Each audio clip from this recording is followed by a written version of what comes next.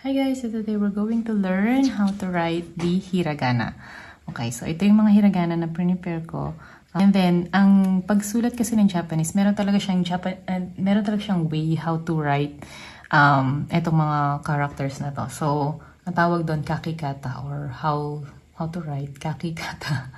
Anyway, so I'm going to teach you first. So, ang step by step kasi niyan ganito. So, unahin ko na lang dito sa okay. So, first one should be here. Ito muna. And then, next one would be this. Yan yung pangalawa. Ito, second. And then, the third one. So, meron ka ng ganyan. Tapos, lalagay mo na lang itong curly thing na yan. Ayan. Hindi maganda. Oh, well. Kaya nga magpa-practice tayo. Tagal ko na hindi nagsulat eh. So, una ito, horizontal, and then yung vertical, and then, yan. So, kaya kailangan nyo mag-practice. Hindi magandang tingnan. Yan. So, horizontal, and the vertical, and then, curve.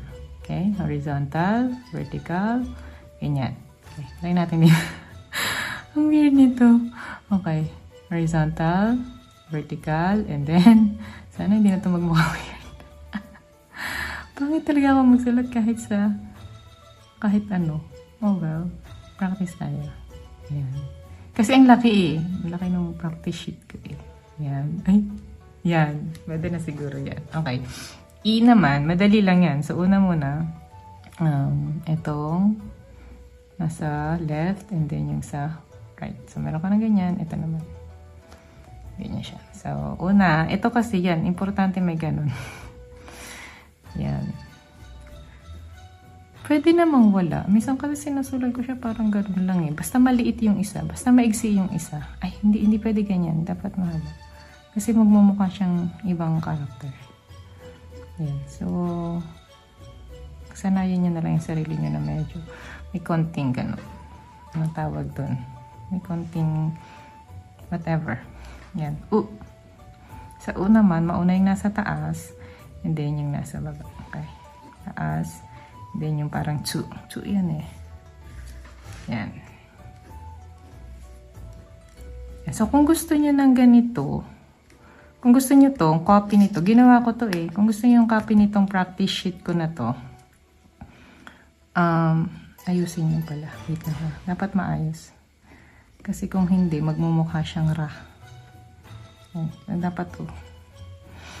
Yan. So kung gusto niyo itong practice sheet na to, pwede nyo ibigay sa inyo yung soft copy. Ilalagay ko na lang yung link sa comment or sa caption. Ganyan. So, dito ko na nga lang sa So, una, ito muna. And then, ito naman. Oh, diba? Cool. Para siyang Z. Hindi ko alam kung tama pa ba yung ginagawa ko. Yan. Cute naman, diba? Weird na ng sulat ko. Anyway. And then, sa O na. Kung mapapansin nyo, para siyang A. Pero hindi naman ganun kapares. Iba yung curve niya. At ito yung real differentiation nila. Sa pagsulat naman ng O, uunahin natin itong horizontal. And then, itong pang vertical, ano na siya eh, magkasunod na siya eh. Hindi siya magkahiwalay. So, diretso siya. Yan. And then, yung ganun niya. So, horizontal, and then diretso yung pagbilog, and then yung kuntil. Kuntil ba tawag doon? Yung tawag sa amin eh. Yan. Tapos, yung curve, and then, yan. So, practice lang talaga kung anong gusto nyo maging itsura niya sa inyo na yan. Yan. Okay? Iba-iba. And then, nawawala na yung tinta ng ballpen ko. Ang naman, mauuna ito. Mauuna ito. Yan. And then, ito. Tama ba ako? Tama. Ito. And then, yung ganun niya. Ba't nauna yun? Mali ako dun, okay? Mauna to. Hindi siya parang KE. Mauna muna to. Yan. Yung kalimutan yun. Isa lang yun ha. Isa lang yon kasi pag naging dalawa, iba na yung meaning niyan. So, mapapag-aralan natin yan sa sunod. Yan, so, ano ba yan? Ano nga? Pag ganyan. Yan. Dapat curve. Dapat curvy. Magmumukha siyang katakana eh. Halos parehas lang kasi ang katakana. Ito yung katakana. Ito yung hiragana. So, dapat curvy. Tsaka may ganun. Or else, magmumukha siyang magmumukha siyang katakana. Anyway, mababasa pa rin naman. Pero, hindi lang proper. Then, key.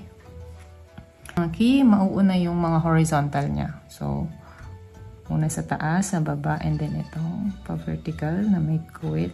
And then, ito. Curve. Horizontal, horizontal, vertical. Yan. Nawawala dito ng pen ko. Nawawala yung ink.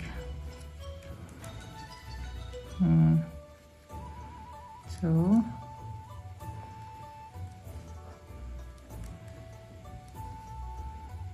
ganyan siya. Hindi naman kailangan perfect, pero dapat pare-parehas. Maging consistent lang yung itsura niya. Yan.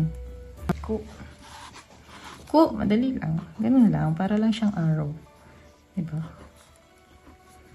Madali lang ako. Kaya natin ituloy. Ang kaya naman ay mag-start muna tayo sa horizontal. Horizontal. Itong vertical dito sa left. And then, itong horizontal na to. And then, yung pababa. Yan. So, left, horizontal, down. Left, horizontal, down. Okay? Horizontal, down. Left, horizontal, down. Left, horizontal, down.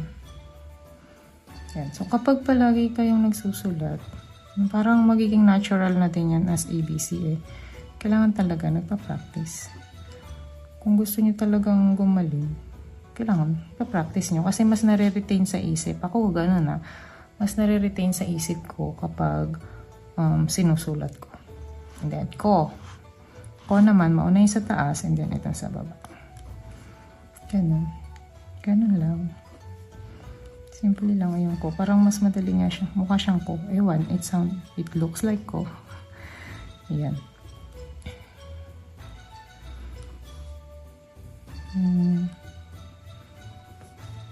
Paano ba dapat?